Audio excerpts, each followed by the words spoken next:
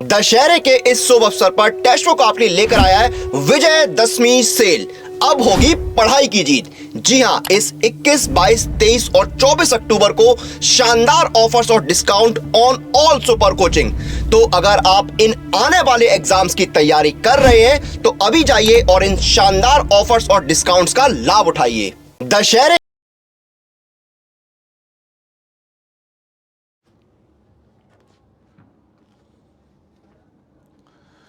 Hello नमस्कार, आप सभी लोगों का स्वागत है। मैं हूं राज राणा और आप सब हैं मेरे सुपर स्टूडेंट। कैसे हैं सभी लोग? एक बार मुझे बताओ, मेरी आवाज आप तक आ रही है कि नहीं आ रही? एक बार ये भी बता दीजिए कि मुझे आप अच्छे से सुन पा रहे हैं कि नहीं सुन पा रहे हैं। Good afternoon, good afternoon, good afternoon, सभी को गुड आफ्टरनून। जैसा कि मैंने आपको बताया था, मैंने आपसे वादा किया था कि मैं क्लास 9th की पूरी एनसीईआरटी कराऊंगा। ये आपका अपवाह वाला चैप्टर चल रहा है और आज हम इस अपवाह वाले चैप्टर को संपूर्ण रूप से समाप्त कर देंगे।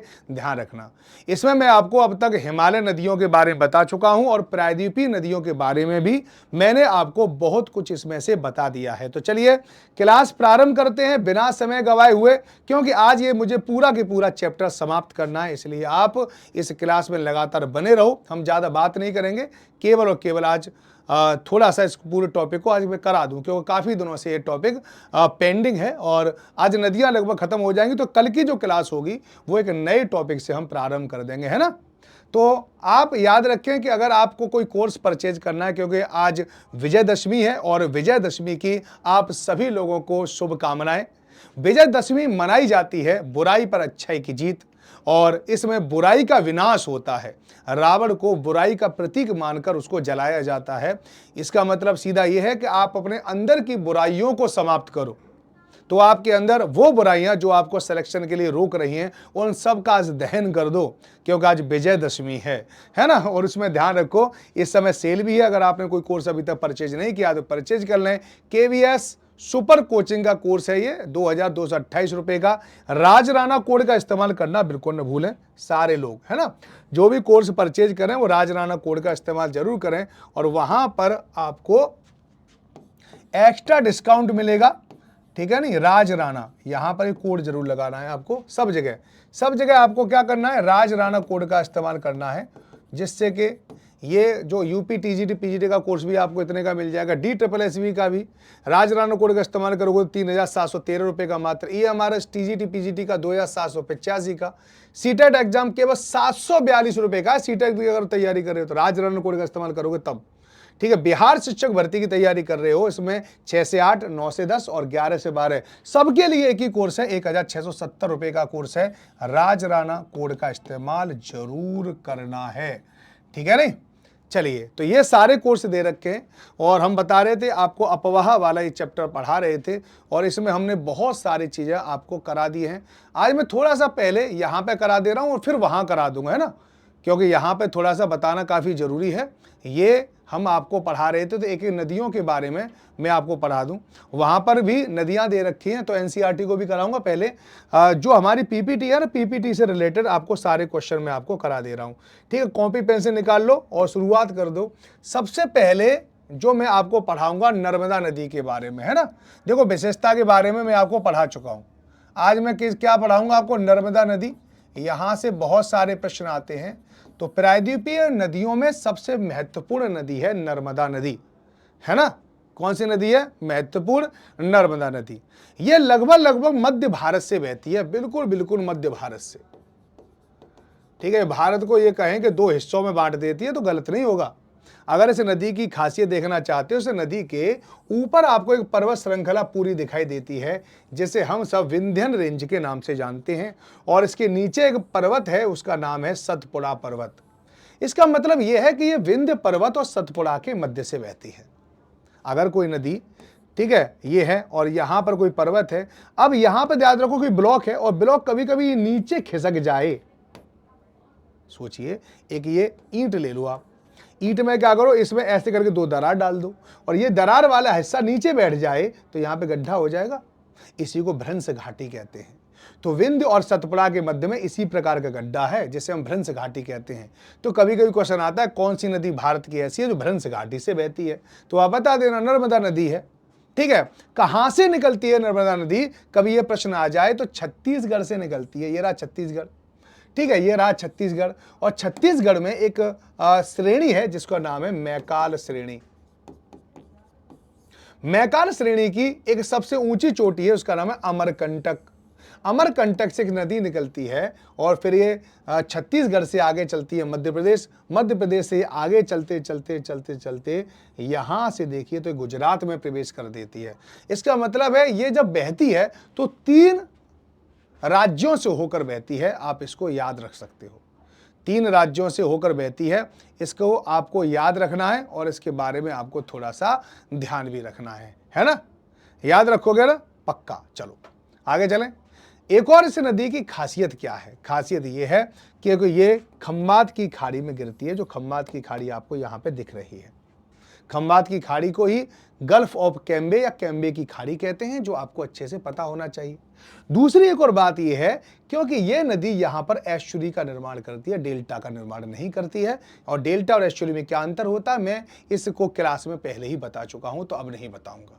आइए यहां पे देख लेते हैं नर्मदा नदी। नर्मदा नदी प्रायद्वीप क्षेत्र में पश्चिम की ओर बहने वाली सबसे लंबी नदी है।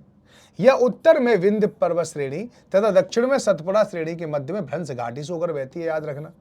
इसका उद्गम मध्य प्रदेश में अमरकंटक के निकट मैकाल श्रेणी से होता है। इसका अपवाद क्षेत्र का एक बड़ा हिस्सा मध्य प्रदेश में तथा इसके अलावा महाराष्ट्र और गुजरात में है।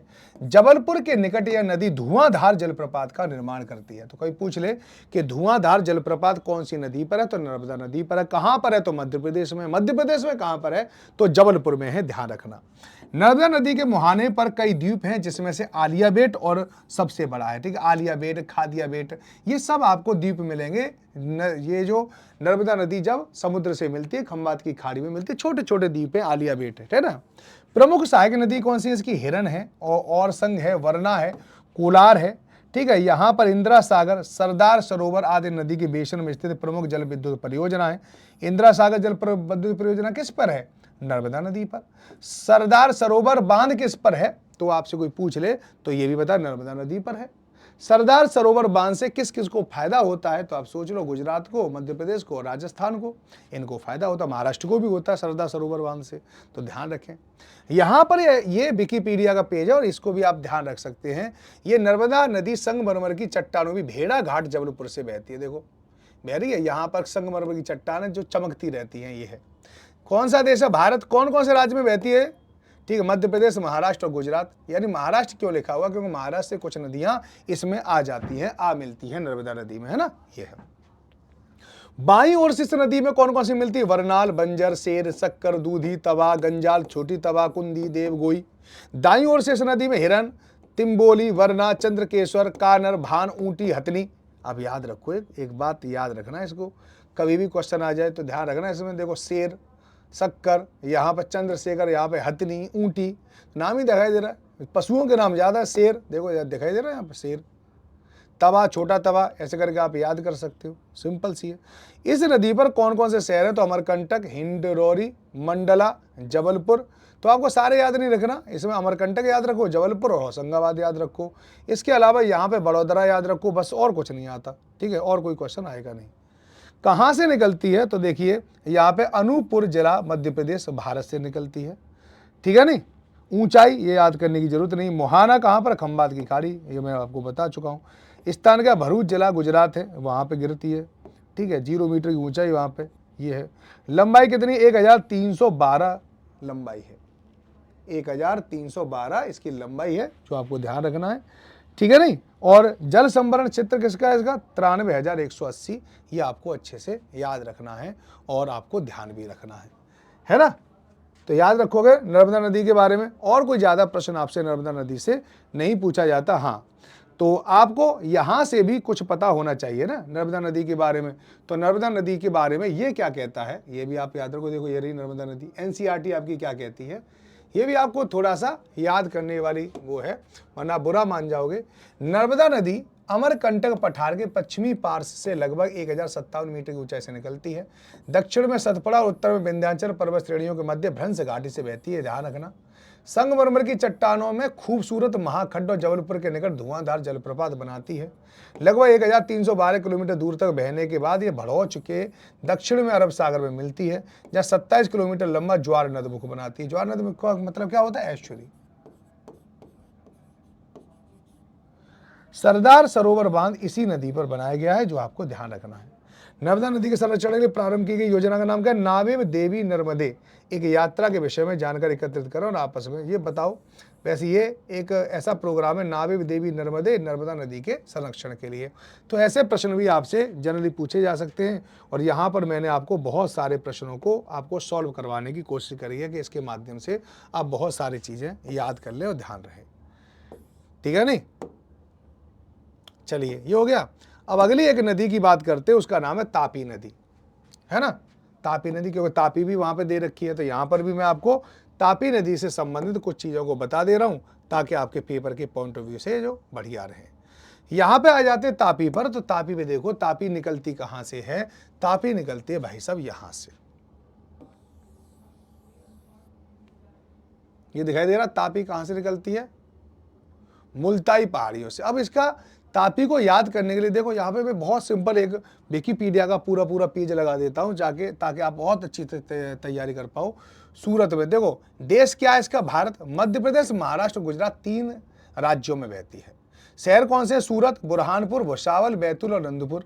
ये मुल्ताई निकट बैतूल सतपुड़ा पर्वत से निकलती है, ये आपको ध्यान रखना है। ठीक है, चलिए। मुहाना क्या है इसका? खंबात की खाड़ी।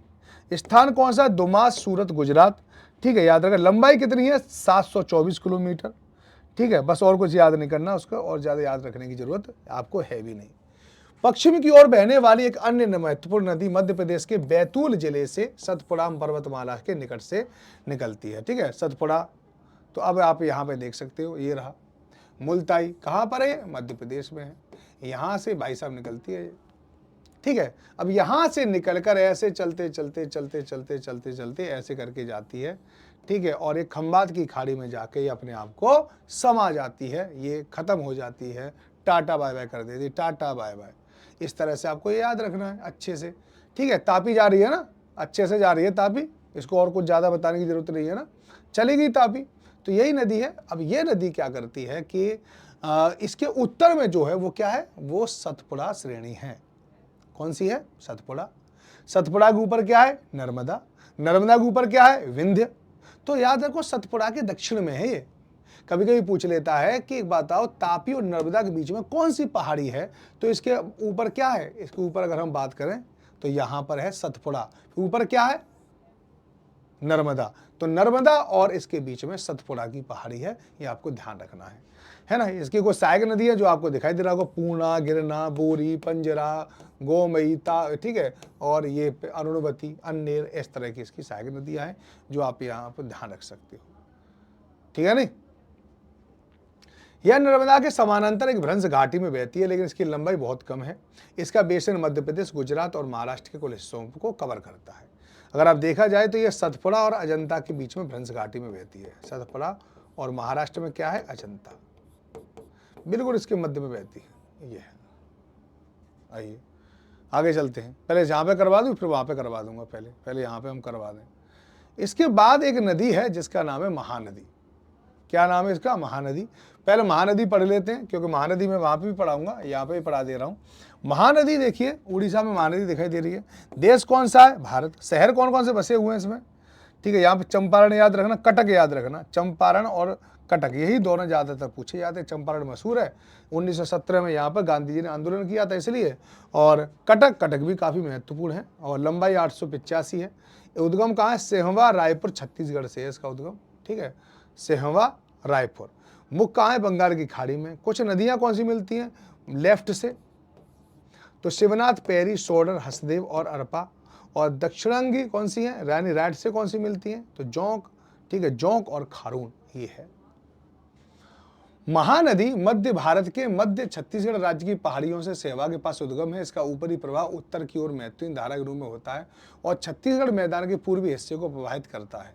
बलौदा बाजार के नीचे शिवनाथ नदी से के इसके मिलने के बाद ये पूर्व दिशा में मुड़कर उड़ीसा राज्य में प्रवेश करती है और उत्तर व दक्षिण में स्थित पहाड़ियों को प्रवाहित करने का धाराओं से मिलकर उनके बहाव में वृद्धि होती है। संबलपुर में इस नदी पर निर्मित हीरा कुंड बांध के फलस्वरूप 55 किलोमीटर लंबी कृत्रिम झील का निर्माण हुआ। इस बांध में कई पन बिजली संयंत्र है। बांध के बाद महानदी दक्षिण में घुमावदार रास्ते में होते हुए वनाच्छादित महाखंड के जरिए पूर्वी घाट को पार करती है। पूर्व की ओर मुड़कर एक कटक के पास उड़ीसा के मैदान में प्रवेश करती है और कई धाराओं के माध्यम से फॉल्स पॉइंट के पास बंगाल की खाड़ी में मिल जाती है। इतनी इन्फॉर्मेशन है जो आपको ध्यान रखना है। महानदी की कुल लंबाई 900 किलोमीटर और इसकी अनुमानित अपवाह क्षेत्र 1,32,100 वर्ग किलोमीटर। यह भारतीय उपमहाद्वीप में सर्वाधिक सक्रिय गाद जमा करने वाली नदियों में से एक है।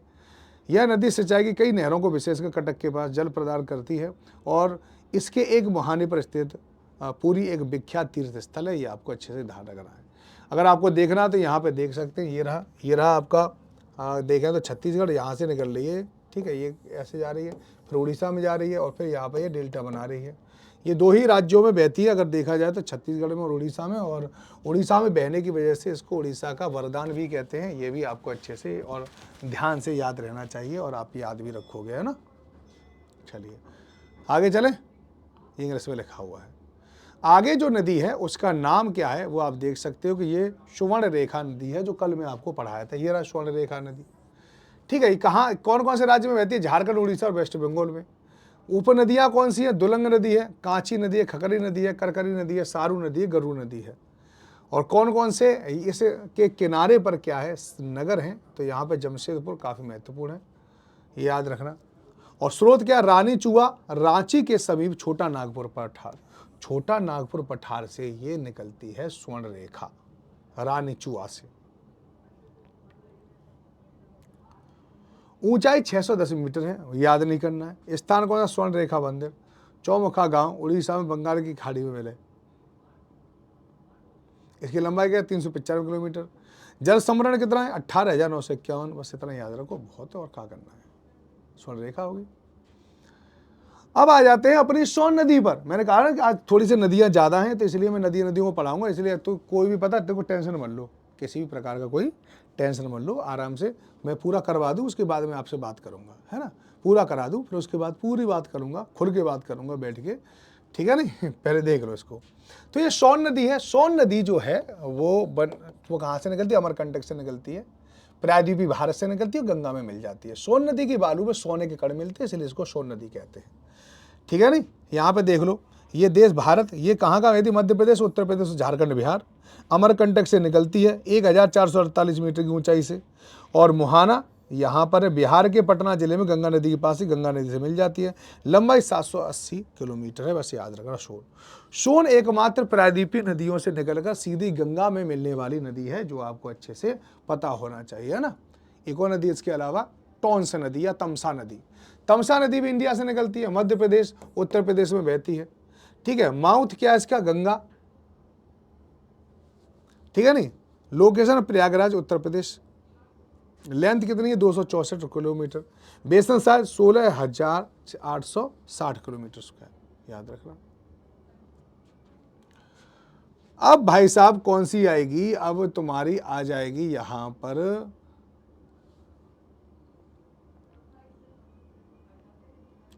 ये ऐसी बन गई है, ठीक है। ये चलिए, river originate from the western Ghat. अब देखो, ये सारी जो नदियां मैंने अभी आपको बताई थी, ये सारी नदियां केंद्रीय उच्च भूमि से निकलने वाली नदियां थी। अब आप कहोगे सर केंद्रीय उच्च भूमि क्या है? अब तक आपको पता चले गया होगा केंद्रीय उच्च भूमि क्या है, इतने दिनों से मैं आपको पढ़ा रहा हूं। ये हमारा यहाँ से ये ऐसे ऐसे करके हम प्रायद्वीप भारत बताते हैं ना, तो यहीं से इसका विभाजन है। तो इसके जो ऊपर वाला जो हिस्सा दिखाई दे रहा है ना, ये इसको कहते हैं केंद्रीय उच्च भूमि। और इसका ये वाला जो हिस्सा है इसको कहते हैं पश्चिमी घाट। अब पश्चिमी घाट से निकलने वाली नदियां बताई जाएंगी, पहले केंद्रीय उच्च भूमि से निकलने वाली नदियां बता रहा था। गोदावरी सबसे महत्वपूर्ण नदी है, गोदावरी, जो आप याद रखो। यह सबसे बड़ी प्रायद्वीपीय नदी प्रणाली है। जल्दी जल्दी कर लो इसको, ठीक है ना।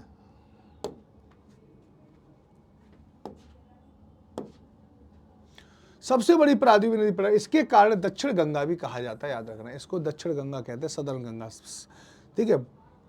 साउथ इंडिया की गंगा नहीं कहते, दक्षिण भारतीय गंगा नहीं कहते, इसको दक्षिण गंगा कहते हैं।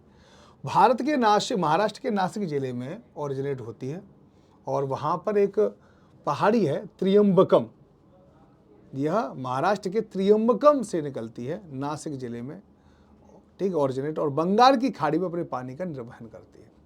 इसकी सहायक नदियाँ महाराष्ट्र के राज्यों मध्य प्रदेश, छत्तीसगढ़, उड़ीसा और आंध्र प्रदेश के माध्यम से निकलती है, ठीक है ना। पेनगंगा, इंद्रावती, प्राणहिता, मंजरा इसकी प्रमुख सहायक नदी है। गोदावरी अपने निचले इलाकों में भारी बाढ़ के अधीन है, जहां ये दक्षिण में पोलावरम में एक सुरम्य कंठ के रूप में निकलती है। यह केवल डेल्टा खंड में जहाजों के चलने योग्य है, इसलिए कई शाखाओं में विभाजित है, जिनमें से नदी राजमुंदरी ही सबसे बड़ी डेल्टा बनाती है, ये आपको ध्यान रखना है।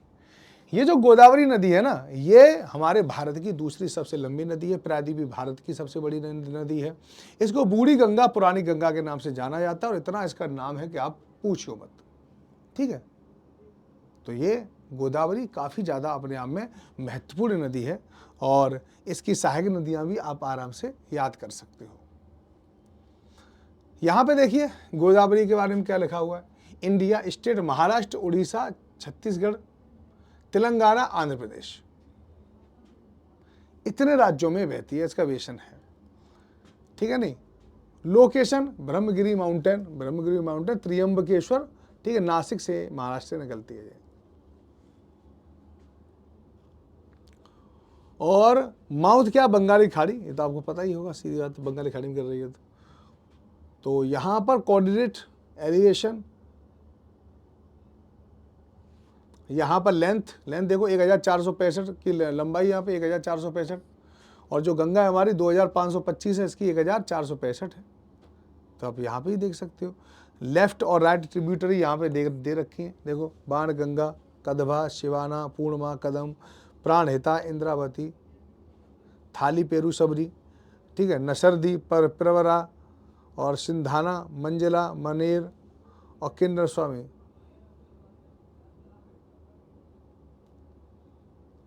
किन्नरा सानी है नाम, ठीक है, याद रखना गोदावरी नदी के बारे में। और कोई ज़्यादा क्वेश्चन आएगा ही नहीं, ठीक है। इसके बाद आता है आपका कृष्णा नदी। आइए कृष्णा नदी देख लेते हैं। गोदावरी नदी हमने इस पर देख ली थी कि नहीं, कागज पर।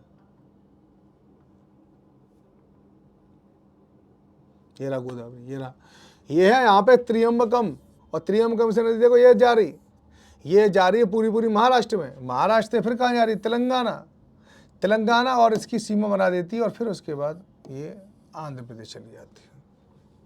और यहाँ पर पक्षीपाद डेल्टा का निर्माण करती है, आपको अच्छे से पता होना चाहिए।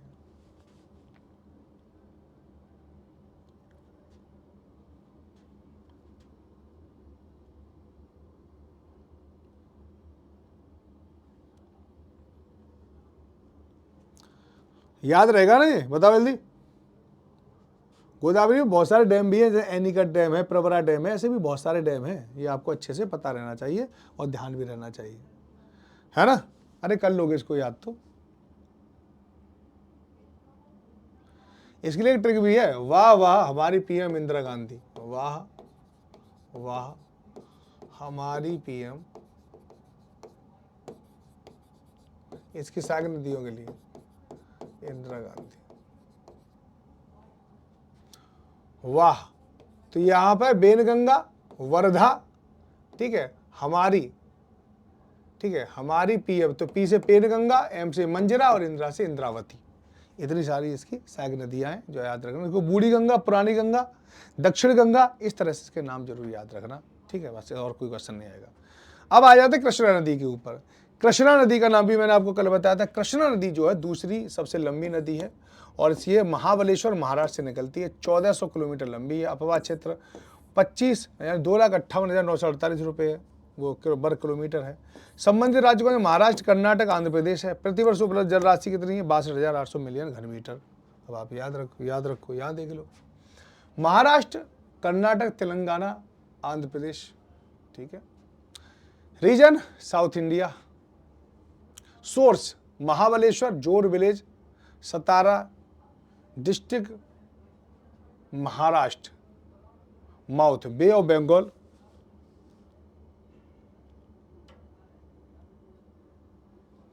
Length 1290, basin size 2,58,000। ऐसे करके चीज़ें याद रख लेना। अब इसमें भी कुछ सहायक नदियाँ जो आपको याद रखना, भीमा, डिंडू, ठीक है, पेड्डावडू, मूसी, मूसी जरूर याद रखना, हैदराबाद इसी के किनारे पे बसा हुआ। भीमा भी याद रखना, ठीक है, बेन्ना, कोयना,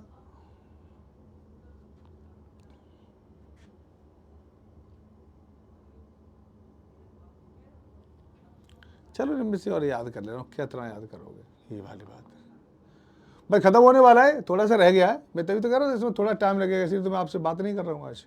मैं सोच रहा हूँ सारे खत्म ही करवा दूँ, बहुत दिन हो गए इसको करते करते। तो यहाँ पर है कृष्णा नदी, ये रही कृष्णा नदी, ये रही।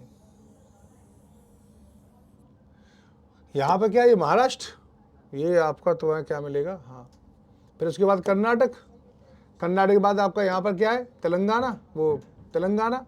फिर यहीं पर क्या है, आंध्र प्रदेश। इतने राज्यों में जाके बहती है। और ये इसकी सब सहायक नदियाँ हैं जो वाइट वाइट कलर से लिखी हुई हैं, वाइट और ब्लैक से आपको आराम से दिखाई दी जाएंगी। अगर चाहें तो आप इसको देख भी सकते हैं, ठीक है नहीं।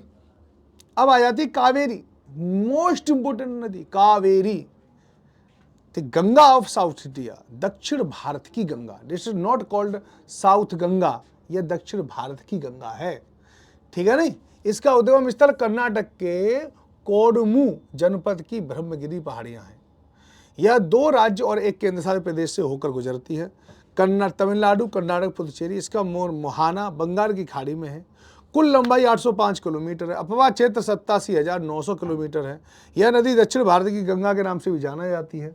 प्रायद्वीपीय नदियों से उलट यह नदी 12 मासी है। देखो महत्वपूर्ण चीज, महत्वपूर्ण चीज, सभी प्रायद्वीपीय नदियां 12 मासी नहीं होती हैं, लेकिन इसका एक अपवाद है, नर्मदा नदी 12 मासी है। इसमें हमेशा जल मिलता है। क्यों?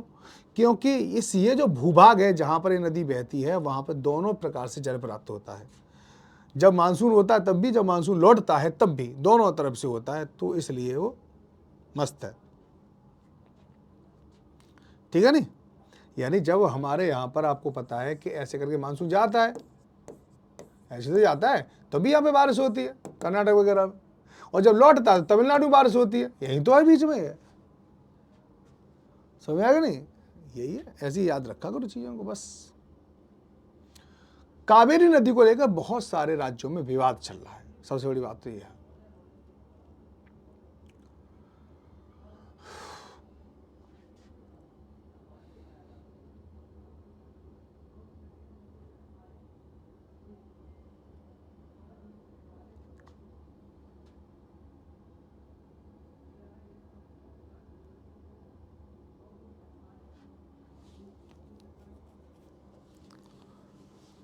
हाँ जी,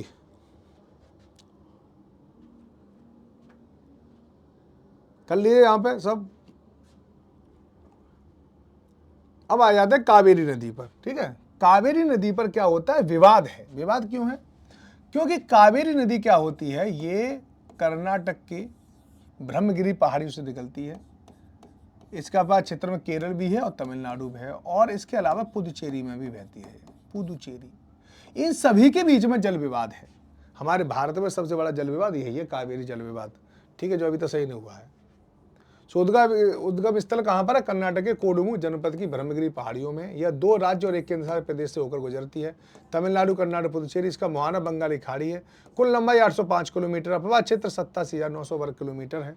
यह नदी दक्षिण भारत की गंगा के नाम से भी जानी जाती है। प्रायद्वीपीय नदियों में उलट यह नदी 12 मासी है, क्योंकि दक्षिण पश्चिम मानसून से यह उत्तर पूर्वी अर्थात लौटते हुए मानसून से भी जल प्राप्त करती है। तो मैंने आपको बताया था कि जब मानसून जाता है तब भी यहाँ पे वर्षा होती है, जब मानसून लौट के आता है तो भी यहाँ पे वर्षा होती है, इसलिए इसको जल प्राप्त होता है।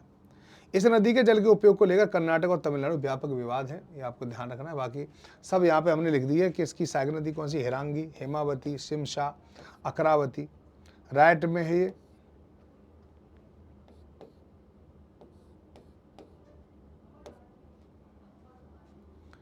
ठीक है नहीं, लक्ष्मणा, तीर्था, कबीना, ठीक है, भावनी, नोय्यल, अमरावती और मोयर, ये सब अपने आप में कावेरी की सहायक नदियां हैं, ध्यान रखना।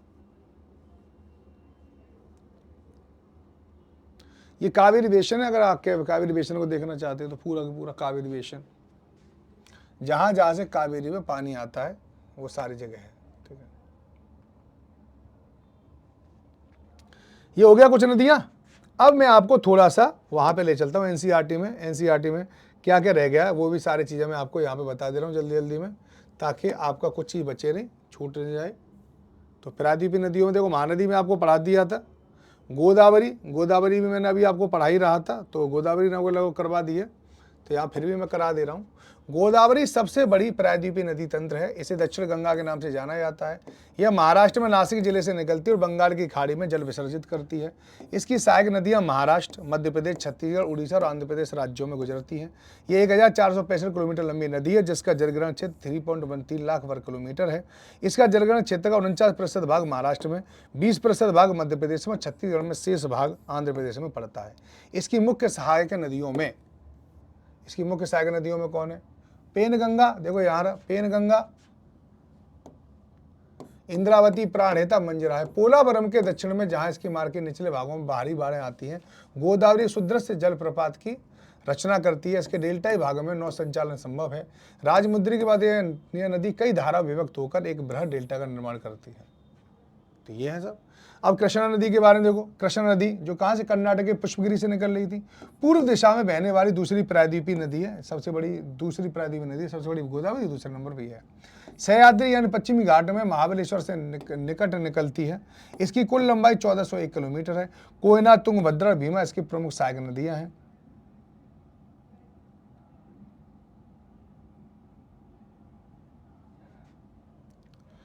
इस नदी के कुल जलग्रहण क्षेत्र का 27% भाग महाराष्ट्र में, 44% कर्नाटक में, 29% भाग आंध्र प्रदेश में, तेलंगाना भी पड़ता है।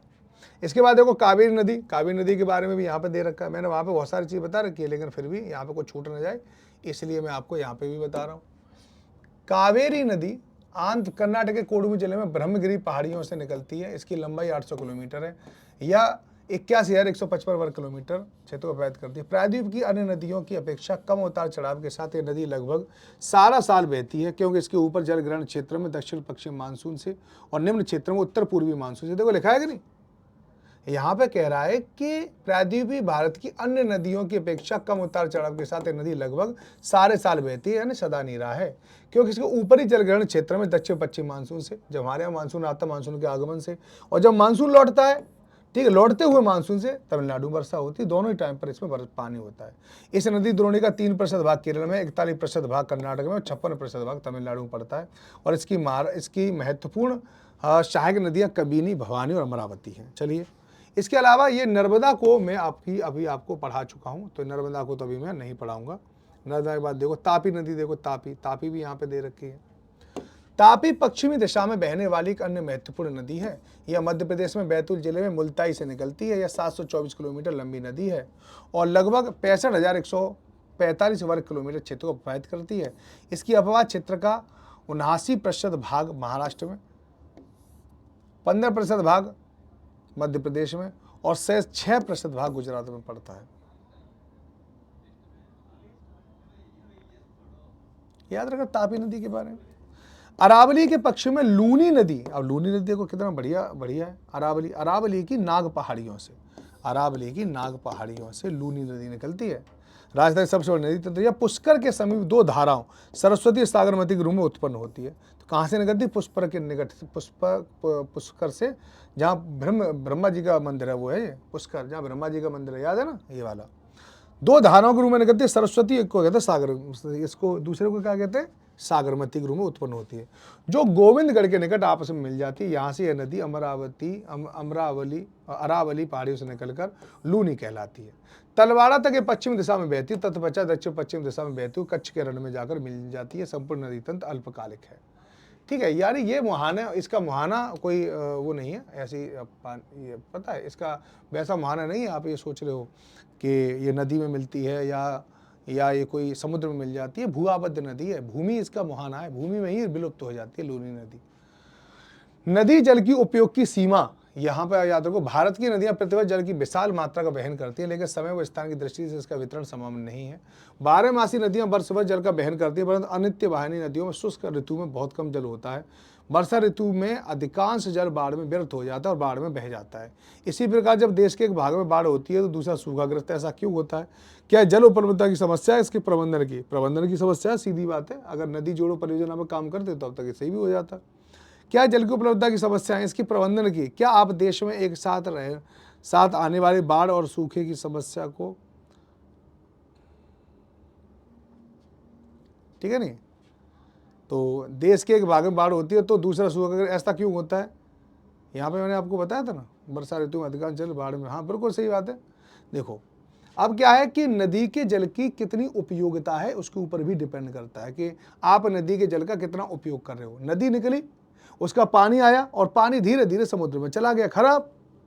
उपयोग कहाँ किया हमने? तो यही बता रहा है कि 12 मासी नदियां वर्ष भर जल का वहन करती है, पर अनित्य वाहिनी शुष्क ऋतु में बहुत कम जल होता है। वर्षा ऋतु में अधिकांश जल बाढ़ में व्यर्थ हो जाता है और समुद्र में बह जाता है। इस प्रकार जब देश के एक भाग में बाढ़ होती है तो दूसरा सूखाग्रस्त। ऐसा क्यों होता है? ठीक है, क्या ये जल की उपलब्धता की समस्या है? प्रबंधन की समस्या है? प्रबंधन नहीं हो पाता इनका। क्या आप देश के एक साथ आने वाले बाढ़ और सूखे की समस्या को कम करने के लिए सुझा सकते हैं? हाँ बिल्कुल सुझा सकते हैं। एक तो पानी को संरक्षित करो, ठीक है, और नदी जोड़ो परियोजना पर काम करो तो ये हो सकता है। क्या द्रोणी की जल आधिक्य को जल की कमी वाली द्रोणियों में स्थानांतरित किया जा सकता है? हाँ, जहां पर जल ज्यादा है और जहां पर जल कम है तो वहां से एक नहर बनाकर उस जल को जोड़ा जा सकता है। सही बात है। क्या आपने समाचार पत्रों में नदियों को आपस में जोड़ने के बारे में पढ़ा है? नदी जोड़ो परियोजना याद होगा आपको। मात्र नहर बनाकर गंगा नदी का पानी प्रायद्वीपीय नदियों में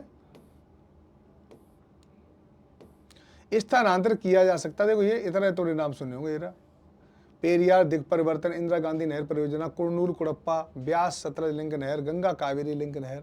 ये भी आपको अच्छे से याद रखना। आज मैं कमेंट वगैरह नहीं पढ़ रहा हूँ तो बुरा ना माने, पहले पूरा करवा दूँ।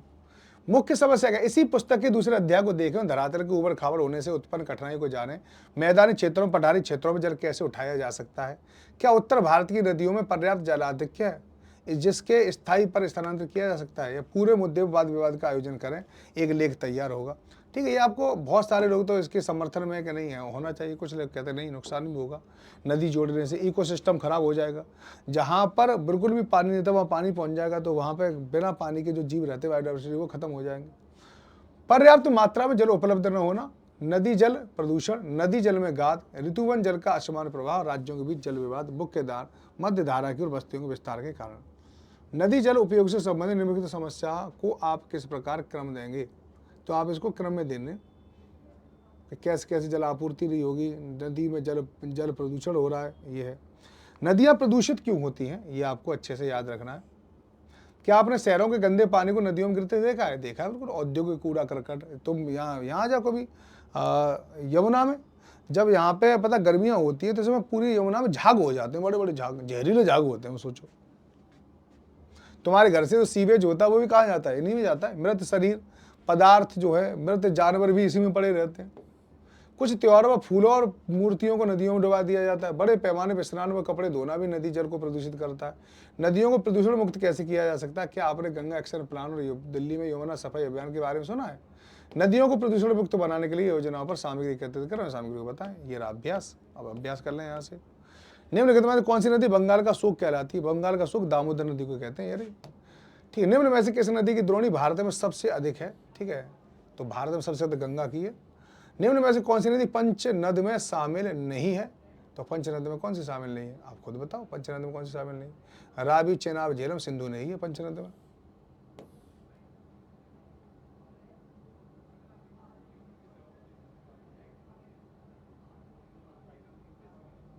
निम्न में से कौन सी नदी पंचनद में शामिल नहीं है? हाँ सही है, सिंधु नहीं है।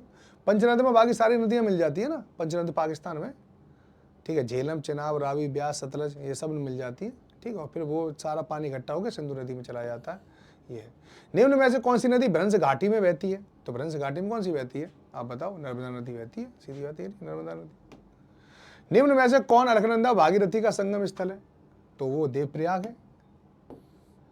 ठीक है नहीं, अब इसको आप आराम से पढ़ लेना। ये मैंने पूरा चैप्टर आपको करा दिया है। आपको क्लास कैसी लगी जरूर बताएं, और कल इस पर बात करेंगे, ठीक है। और कल एक नया चैप्टर लेके आएंगे, जस्ट इसके अगले चैप्टर पढ़ाएंगे, और आपको क्लास कैसी लगी जरूर बताएं। और दशहरा आप खूब अच्छे से मनाएं आज, ठीक है। और मैंने जो बताया था वो जरूर याद रखें कि आपको अपनी बुराइयों पर नियंत्रण करना पड़ेगा, तभी जाके आप सफल हो पाओगे। चलिए बाय बाय, टेक केयर, सब लोग अपना ध्यान रखें। जय हिंद, जय भारत।